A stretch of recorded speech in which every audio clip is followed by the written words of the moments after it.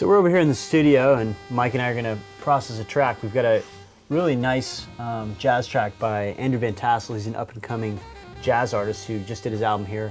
This is a really rough board mix, just the raw tracks. So it's going to, I don't know, be a little cluttered in the low mids, and Sure. we're gonna use the PEQ1 in a non-surgical fashion and just sort of Do a quick beautify mastering it. job. A little Yes. quick mastering job. So right. why don't we start by playing the raw track, and the EQ can be out, and Sure. Give people a sense of what it sounds like. and then you can actually start mastering. People I can will. hear the filters and hear what's happening. Absolutely. Okay, Yeah. perfect. EQ's out.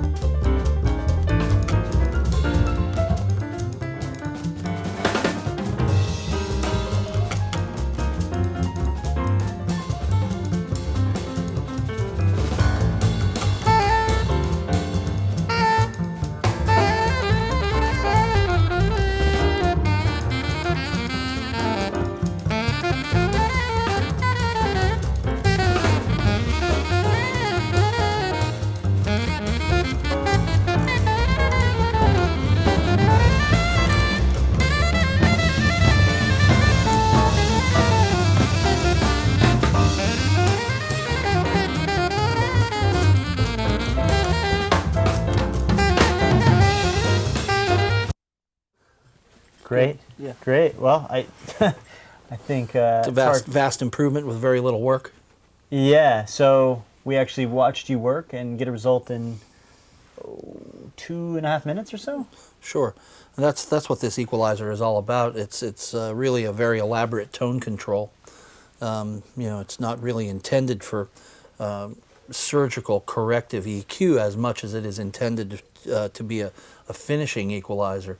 When you have a mix that is really good and everything's in its place, this equalizer can really make some serious enhancements.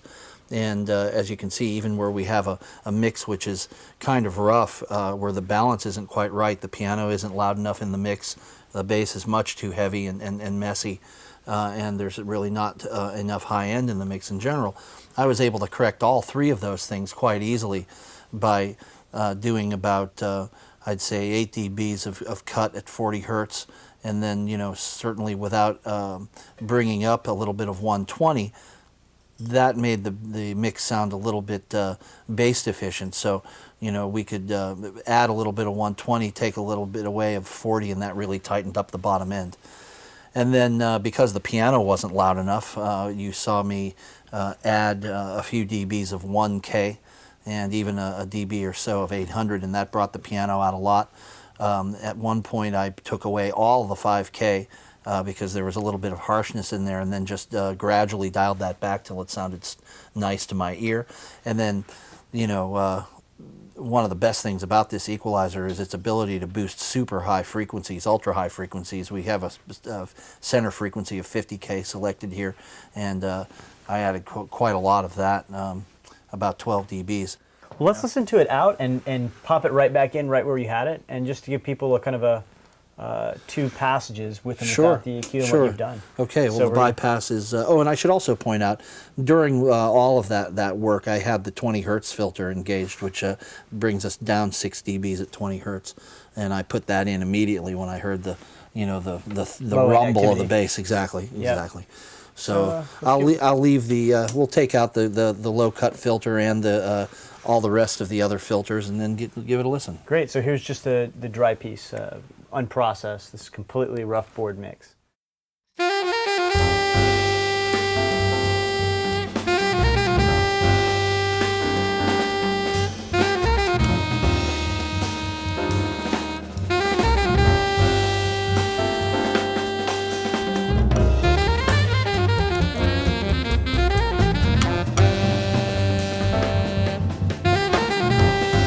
Let's engage it and see what we got. Okay, low cut filter's in, and the rest of the equalizer is in.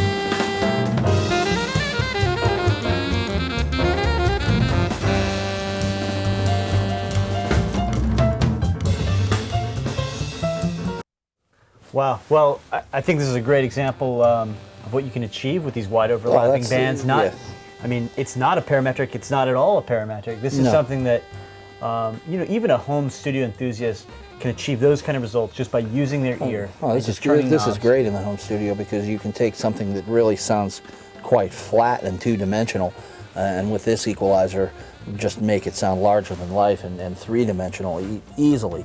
You know, in this track, we, you know, like I was saying, we heard that the high end is a little deficient, bass is quite messy, and instruments in the mid-range like the saxophone and the piano just simply aren't loud enough in the mix.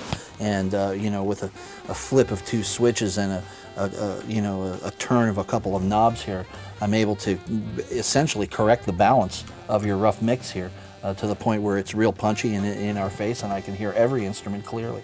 Part of the point of this equalizer is so that the end user can make pretty drastic changes, you know, with ease. Parametric equalizers can sometimes do more damage than they can help, especially in the wrong hands. This equalizer allows you to make really musical, toneful changes to a mix that needs help with great ease. The way the filters are laid out and the frequencies are selected, it's easy to, you know, first of all, identify what's wrong with the mix, but then secondly, it's very easy to make corrections with this box without having to fight your way through so many parameters, confusing parameters of adjustment. Thanks for listening. I hope you guys enjoyed seeing the PEQ1 in action. Mike and I have been busy at work. In the past, we've done videos of the SCO1. Now we've got various videos of the PEQ1 and a number of the great CharterOak microphones. Please definitely check out the other CharterOak gear in action on our YouTube page.